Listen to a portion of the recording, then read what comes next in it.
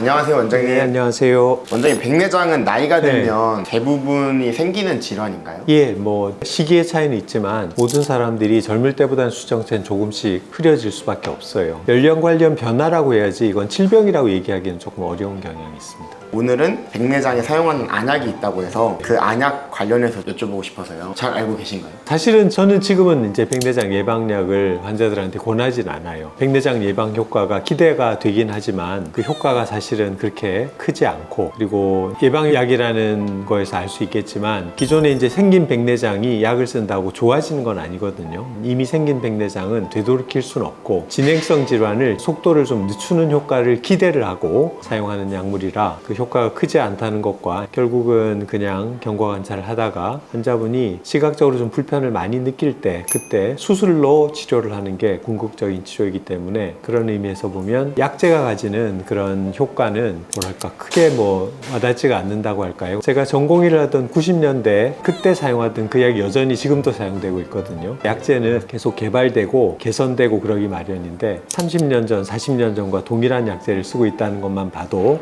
거기에 대한 기대가 크지 않다는 거, 효과가 크지 않다는 걸 간접적으로 우리가 어느 정도는 알 수 있지 않을까 싶어요. 그 백내장 안약은 어떤 원리로? 백내장이 발생하는 이유가 수정체를 구성하고 있는 단백질이 있거든요. 그 단백질이 변성이 되면서 투명한 단백질이 불투명해지는 건데 대개는 그 수정체 단백질에 유해 물질이 산화 물질이라든지 옥시겐 레디칼, 산소 유릭이라고 하죠. 그런 것들이나 요소라는 게 있죠. 소변을 통해서 분비되는 일종의 독소 물질인데 그 요소가 수정체에 있는 단백질에 부착이 되면 단백질을 흐리게 만들 수 있다, 이런 기전들이 알려져 있거든요. 그런 것들이 단백질에 붙는 걸 이제 막도록 하는 그런 역할을 하는 거죠. 그러니까 다른 물질로 먼저 선점을 해가지고 유해 물질들이 수정체 단백질에 접근하는 걸 막는 그런 방식을 통해서 단백질의 변성을 억제하고 수정체의 혼탁을 진행하는 걸 막는 그런 효과들을 가리는 약제라고 보시면 돼요. 백내장 안약을 넣으면은 발생한 백내장을 지연시킨다. 그렇죠. 그렇게 기대를 하는 겁니다. 근데 그게 어느 정도 지연시킬 수 있을지에 대한 객관적인 검사를 하기가 굉장히 힘들거든요. 그래서 그 효과는 어쨌든 그렇게 뚜렷하지 않다고 의사들도 알면서 그냥 예전에 수술 방법 자체가 그렇게 많이 발달되어 있지 않을 때 제가 전공의 하던 시절만 해도 백내장은 최대한 수술을 늦게 하는 게 좋다, 이런 컨셉이었거든요. 근데 지금은 그렇진 않아요. 지금은 백내장만 치료하는 게 아니라 백내장 수술하면서 근시나 원시나 난시나 노안 같은 그런 굴절 이상까지 같이 고칠 수 있는 그런 시대가 되었기 때문에 지금은 굳이 그렇게 기다리지 않고 백내장이 심하지 않아도 수술적인 치료를 많이 시도를 하는 그런 시기가 되었기 때문에 예전처럼 백내장을 최대한 지연시키려고 하는 그런 목적의 치료들이 의미가 많이 쇠퇴했다고 볼 수가 있죠. 그러면은 어떤 사람은 약의 효과가 너무 좋아가지고 지연이 되고 아예 멈춘 거예요, 백내장 진행. 그건 근데 그 약물의 효과인지 아니면 실제로 그 환자가 백내장 진행 속도가 느린 건지를 구별할 수 있는 방법이 없어요. 실제로 노년 백내장, 연령 관련 백내장이 의외로 속도가 느린 분들도 계세요. 백내장을 병원에 진단을 받아서 곧 수술을 하게 되겠구나 그렇게 마음을 먹었는데 그냥 수술을 좀 천천히 하고 싶다 그래서 6개월이나 1년 간격으로 경과를 보는데 뭐 4년, 5년 지나도 거의 진행하지 않는 분들도 계시거든요. 그게 만약에 약을 썼다면 약을 써서 그렇게 된 건지 아니면 그분이 진행 속도가 느린 분인지 그건 알 수가 없는 거죠. 뭐 만약에 약을 써서 그렇다면 평생 수술을 하지 않아도 된다,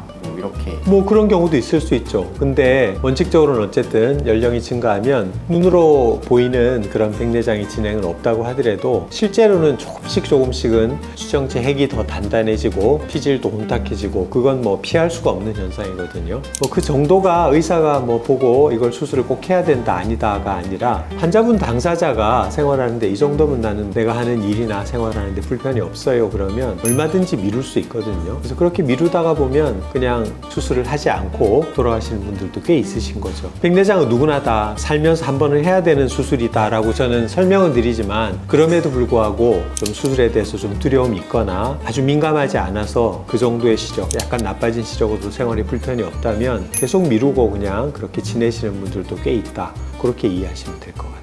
만약 아직 백내장이 생기지 않았지만 네, 백내장 네. 예방 차원으로 예. 백내장 안약을 넣어도 효과가 있을까요?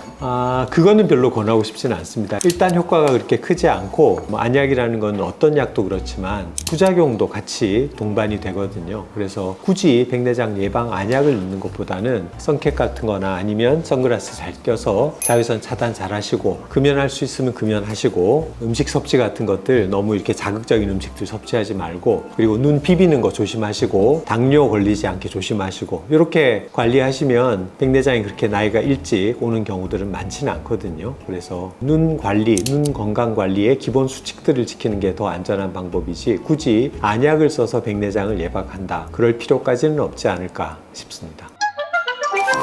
환자분들이 백내장 수술이 무서워서 좀 미루고 싶어서 안약을 쓰시는 분들도 있으시잖아요. 네, 있어요. 저는 뭐 안약 쓰는 게 크게 의미는 없습니다라고 설명을 드려도 그래도 처방을 좀 해주세요 하는 경우들이 있습니다. 그런 환자분들에게 너무 겁내지 마라 얘기를 해주자면 뭐 항상 얘기는 드리죠. 얘기는 드리지만 제가 얘기를 드려도 막연하게 이 눈 수술이라는 거에 대한 공포심이나 두려움은 저도 이해를 하거든요. 그래서 수술을 미루고 싶은 생각들이 충분히 있으실 거라고 믿고요. 약을 쓰는 것도 나쁜 건 아니니까 원하시면 저희가 처방을 해드리고 경과를 보다가 어느 시점엔가는 수술을 하게 되는데 결국은 어쨌든 뭐 제가 드리는 말씀은 백내장도 그렇고 노안도 그렇고 연령이 증가하면 진행할 수밖에 없는 질환이다. 그래서 지금보다 언젠가는 더 불편해진다. 그걸 미리 생각을 하시고 굳이 막 참으려고 하는 거는 제가 보기엔 지금은 좀 어리석은 것 같아요. 왜냐하면 충분히 조기 수술을 통해서 지금 가지고 있는 그런 시력적인 불편감들을 해소를 하거나 오히려 지금보다 예를 들면 50대나 60대에는 노안이 완전히 와 있기 때문에 노안 증상까지 해소할 수 있는 그런 좋은 수술 방법이 있어서 어떻게 보면 원래 시력을 복원한다기보다는 지금보다 시력을 더 개선하는 방향으로 수술이 충분히 안전하게 이루어질 수 있는 굉장히 발전된 안전한 수술 방법이 있기 때문에 굳이 막 그걸 참으면서 두려워서 미루는 것보다는 의사가 진료를 보고 적절하게 추천을 해주시면 용기를 내셔서 수술적인 치료를 조기에 하는 게 오히려 더